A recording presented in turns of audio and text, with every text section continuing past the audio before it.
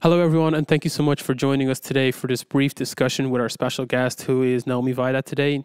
Naomi is a PhD student at Princeton University, and she's going to be here today to share some of her advice, some of her guidance, and some of her experiences to share with young Christian students, professionals, and anyone in between, really, and to help us to be able to better integrate our faith as Christians in our day-to-day living. So, Naomi, thank you so much for being here with us today. Thanks for having me. I mean, this is really exciting stuff. Great. So I have a couple of questions then for you to kick off. So Hope I live up to the expectations. I hope you will. So let's kick it off with maybe just a bit of introduction about yourself, your background, your education, and maybe touching on some of the research that you're doing currently. Sure, yeah. So maybe it might help for me to start where I'm at now and roll back. There's more of a story to that. So I'm currently a PhD student at Princeton University, and I basically study the human mind. So how does the human mind categorize people into different groups? So why do we see, for example, homeless people as different from wealthy people? And how does that impact whether we discriminate against them, include them, or exclude them in our groups? So that love of understanding people, I think, started when I was a kid. So my parents left a formerly communist country called Romania, and they emigrated to Ireland. So I grew up in the city center of Dublin. So I grew up around a lot of different contradicting cultures and lifestyles and religions. So that challenged me to really kind of figure out, well, what makes people tick? And when we think about communism or democracy, why does our society look the way that it looks? But I think really fundamental to the way I grew up was the Christian view in our house. I have these wonderful parents, very open-minded, but they taught me that, if we're going to believe in God and if God is real, he needs to stand up to scrutiny. He needs to be able to withstand the hard questions that we have. We don't have a blind faith. We can come with our questions, with our curiosity. And it's okay to investigate God through the world around us. So I think really that's sort of the fundamental way that I've come to view science and who I am as a person. Brilliant. Thank you so much for that. And so what motivated you to study the field of psychology? Yeah, I think my story is not as unusual as most people's. I think a lot of people might resonate with this. So in secondary school or high school, for those in the US, I was determined I was going to be a primary school teacher. And 3/4 of the way through, had this crisis where I figured out this is not for me. I have no clue. Who am I going to be? What am I going to do? And people started to suggest to me that I might approach psychology. But I was very reticent to do this because I didn't know much about it. So I decided to do this summer camp. It was this university that was doing college-level courses for teenagers. I went along and I was just hooked. I mean, here was this field that took the chaos of the human mind and society and brought pattern and order to it. I mean, you could do statistics, you could look at patterns, you could extract truth. And that for me was really exciting. But I think above and beyond that, there was really this sense of, asking, who do I want to be as a person? I think at the time, I didn't have these exact questions in my head, but looking back, I definitely see they were there in the subconscious. And I think they might be helpful for people who are, thinking about choosing a course or a job. And the first question is, what are you passionate about? I mean, I'm passionate about people. What makes our brains work? What are you good at? I'm good at writing. I'm good at thinking. What can you get paid to do? It's really important that you can have a lifestyle so that you can pursue the thing that you're good at. And then what does the world need? The world needs us to know, how do we do research? How do people function? So I think those 4 questions: what are you good at? What does the world need? What are you capable of achieving? And what can you get paid to do? Are very much guiding forces. And then I might just say, I think this is really important. That season of thinking through psychology and what I wanted to do was a period with a lot of waiting. You're waiting to see whether the Leaving Cert results, that's our entrance exams, are going to come out. What did I get? Then when I get them, I'm waiting to see, did I get the course I wanted? Then I'm waiting to see, am I going to be able to get through college? Then I'm going to wait to see, well, what job am I going to get? And there's just so much sitting, watching, and waiting. And I think I learned in that season there's a really big difference between being passive and being an actively patient person. Passivity says, you know what, I'm just going to sit back and whatever happens, happens. I'm just going to wait for stuff to occur. But active patience says, I'm going to anticipate. So I might be waiting for my results to come out from the Leaving Cert or my college course. I might be waiting to figure out what the next step is. But whatever I can do now, I'm going to prepare myself. I'm going to practice. I'm going to take the time. It also looks forward and backward in gratitude. Gratitude for what happened, but also gratitude for what's possible. So I think for anybody who is interested in figuring out their next steps, definitely for me, it was a really strong lesson of we want to be actively patient. We're responsible for movement, for making first steps, and God is responsible for fulfillment as he sees fit. So yeah, I think that was sort of my journey to psychology. Long story short. Yeah, and that sounded like a journey. And so after you finished at Trinity, so if you got your bachelor's, what was the deciding factor for you to continue into academia rather than going to the working force and trying to find a job? What motivated you to go into academia? Yeah, so academia, that's a challenging question because it's sort of a mix of things. Academia is this very interesting area where you work in a university or a research environment of some kind, and you are doing research. You're basically paid to think and to come up with ideas and invent and challenge society and bring new things on board. So for me, that was really fun. I just thought, I want to be part of that, I think that's really interesting. I can be a student and basically figure out how does society function. But I think it also has to do with desire and talent. So when I was a kid, I used to do my homework by bringing out the whiteboard and pretending to teach imaginary people. I thought that was really fun. And academia is a place where you can mentor, you can teach, you're surrounded by people. But I will say the journey to academia was, unusual. I mean, my parents are incredibly smart people. They've gone on to higher education in their adult lives. But in our family, there's not a tradition of going to college.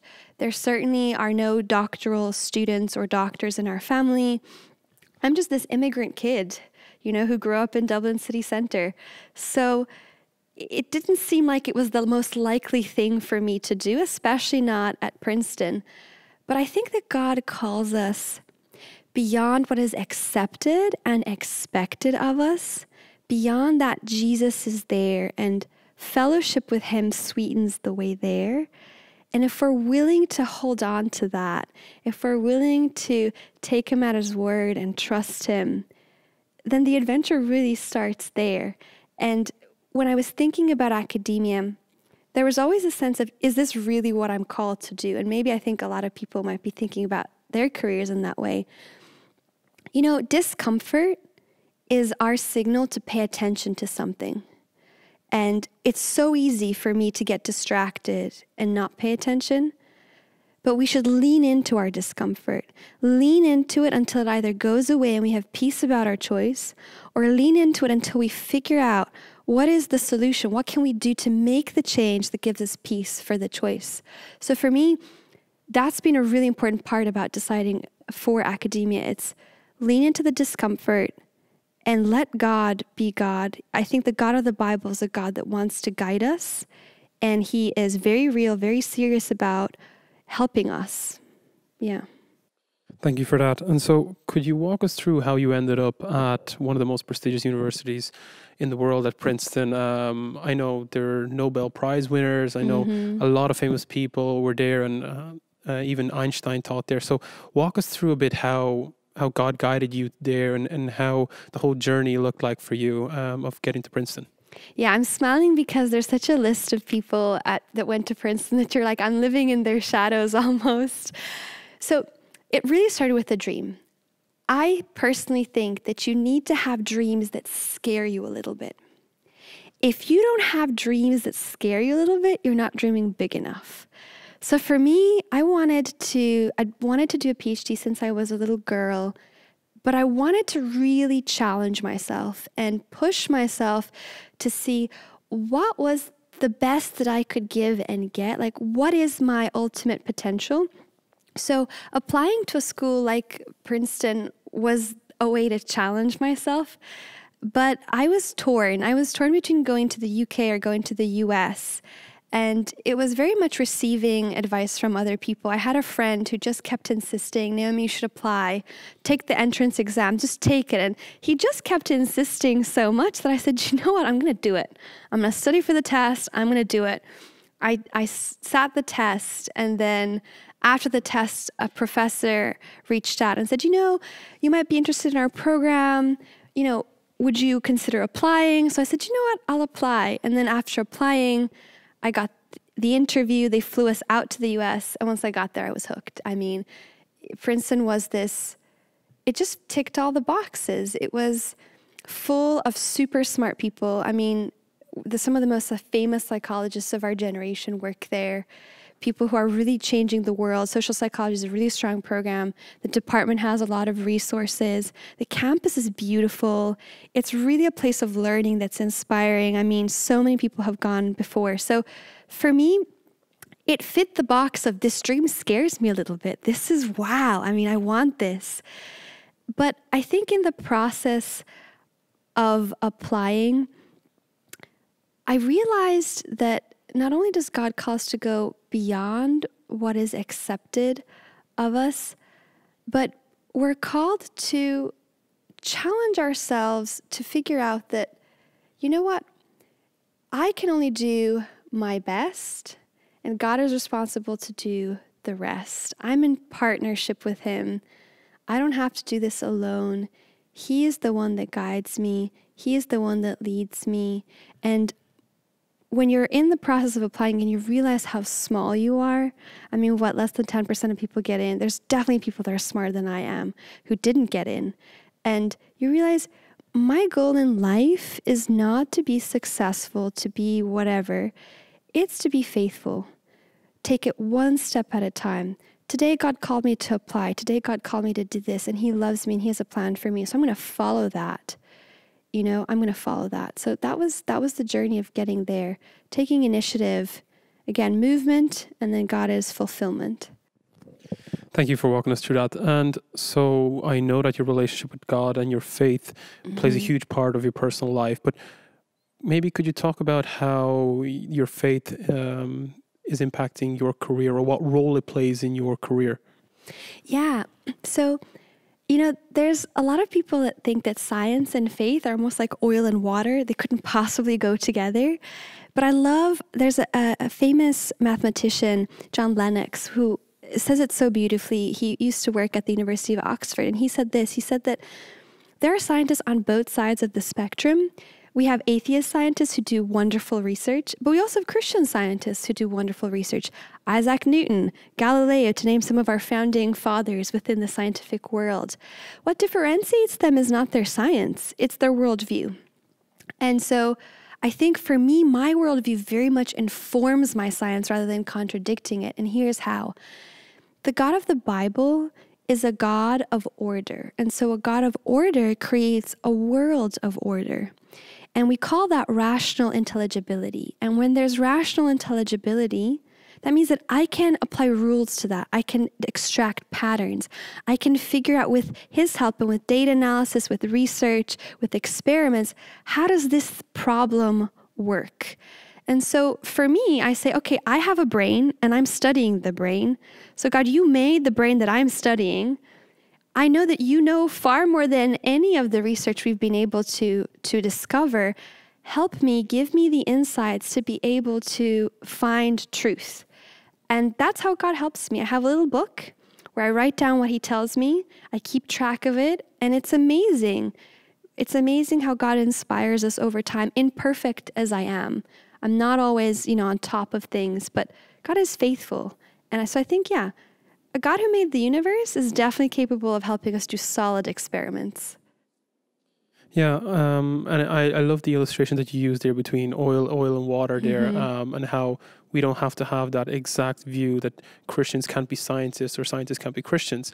So that's really encouraging for maybe people who are watching who maybe are thinking of pursuing that. So then maybe walk us through what a day in a life looks like for a PhD student at Princeton. Yeah, so I think the beauty of being a PhD student is that there really isn't a set day in the life. It's super flexible. It's not a 9 to 5 job or work day. In fact, I'd actually say it's probably more. So the minimum I'd say is 40 hours a week, but realistically 50 to 60 to kind of get anything good. But it's really exciting. I mean, I love working from home, so I might work at my desk or cuddle up in bed and type or go into the office. We have seminars where people present their research and you can ask questions about their experimental paradigms. I meet with my professors. We make sure that we are on track with our experiments and our papers. And we have a research assistant, so we talk with her and figure out, okay, what are our next steps? Are we on point with where we're heading? Then there's just meetings with people to sort of think, writing papers, coming up with new ideas, taking the time to read. There's a lot of reading involved. And, in that, realizing that you're not alone, that you can take breaks. So I like to start my day off in a very chill way. I wake up, I have breakfast, I read something, I watch something. Devotionals are great in the morning. I do mine in the evening, but I want to transition to morning. They're so cool. It's this short piece of knowledge, for the heart and the mind. It's full of good stuff. It's constructive. If you win your morning, I think you win your day. So you start with something like that in the Word of God. You're just empowered to meet the day's demands. And so, yeah, I do that. And then throughout the day, you take breaks. But through this, I will say the challenge for me has been to channel all of my energy. Because when nobody sets a time frame for you, you have to figure out what works for you. And next year I'll be teaching. And so new responsibilities as you're growing.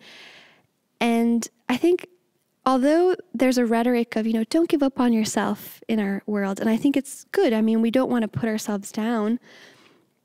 I actually think the problem is that we don't give up on ourselves sooner. It's the self, it's the ego that is the problem. It's this idea that I have to do everything by myself. I have to be the one who gets the job done and I can't ask for help. If we got rid of that sooner, we would get much farther. If I have a problem with my coding or with my research project and I reach out for feedback, I get the problem solved faster. And it's okay to reach out for people for support and for advice. And God is also there to equip us. I mean, I think that God calls us on paths that we haven't been on before. I mean, what fun would it be for him to take you on a road you've traveled before? Like, the point is that you're going to need help along the way. So day in the life looks like, yeah, you work hard, but you also make time to enjoy life, It's a fun adventure. Yeah, thank you for that. And then I know maybe if I was watching, I'd want to know maybe a bit more about you, because I'd probably be watching, wow, prestigious university. I probably could never get there. But could you share maybe some of your strengths and weaknesses with those watching and maybe give them a better understanding of who Naomi really is? I have a lot of weaknesses, first up to tell you. So I think my strengths and weaknesses, I like to think of them as two sides of a coin. For every good thing, there's a thing I have to be careful about. So I'm very determined as a person. If I set my eyes on something, everything else becomes secondary. It's that one thing. And I think that's good. We need to be able to differentiate between what is important, what is urgent, and what is essential. The essential has to be the priority. Otherwise, you just end up doing things that are there, but not necessarily the fundamentals. The flip side of that, though, is you get in such a headspace that you have to succeed and you have to be your best. And what happens if you're not your best? So I found that comparison was a big challenge for me. I'd be looking right and I'd be looking left, and people were obviously going to be better than me at some things, either because they're genuinely more talented or because they just have more life experience and they're experts. And so I've learned a very simple technique for this, and it's just called gratitude. It takes my viewpoint from what I don't have to what I do have, and it makes me see that I do not have to compete with other people. I can celebrate them. So now when I see people who are better than me, I say, thank God. I mean, thank God that person can do what I can't do, because where would we be in society if everyone was like me? Thank God that they're so gifted in that. I can learn from that. I celebrate their talent, and that frees me from pressure. It says, I am unique. I'm intentionally made. I am made on purpose. I wasn't designed to be that person, so I can learn from them. And the example I like to give when I think about this, even for myself, is the classic David and Goliath. I mean, here is David, this kid, with rocks, killing a giant. And King Saul, the king of Israel, with all of his armor, doesn't do it. You know, positional advantage is not the ultimate reward. You can be positionally advantaged. You can have all the armor. It's not what you have, it's what you do with it. It doesn't matter that you're a genius if you don't put it into practice. And even if you have little, if you, I think, put the work in, it compounds. Like, you know, you do finance, so compound interest, you know, it pays dividends. Things add up over time. You know, you use the axe. It's one axe at a time and the tree falls. It's one step at a time and you climb the mountain. So, you know, long story, I know, but that's sort of how I think about weaknesses. We really need to make sure that when we're comparing each other, it's a level playing field. Distance creates distortion. On Instagram, on social media, they're very good things at times, but when I end up comparing your strengths with my weaknesses, that's not healthy. But when I compare my weaknesses with your weaknesses and your strengths with my strengths, and I see what I want to learn from that, then that's a level playing field. I love that attitude that you have there of instead of constantly being looking over your shoulder of who's better than me, instead of embracing that and being thankful that God placed people in the world that are better than you at things, and you know, who you can learn from as well and grow. So that's something that's really fascinating. Taking another step back then to your career, could you talk a bit about if there ever was or if there is tension between your career and your faith, and how you would have approached it? Yeah, so I'm a student, so anyone who's a student knows there's a lot of learning. I would say there's constantly tension between my worldview and the worldview around me. And it's primarily around abundance and scarcity. So in the conventional framework, we live in a world that's full of scarcity. We're lacking in things.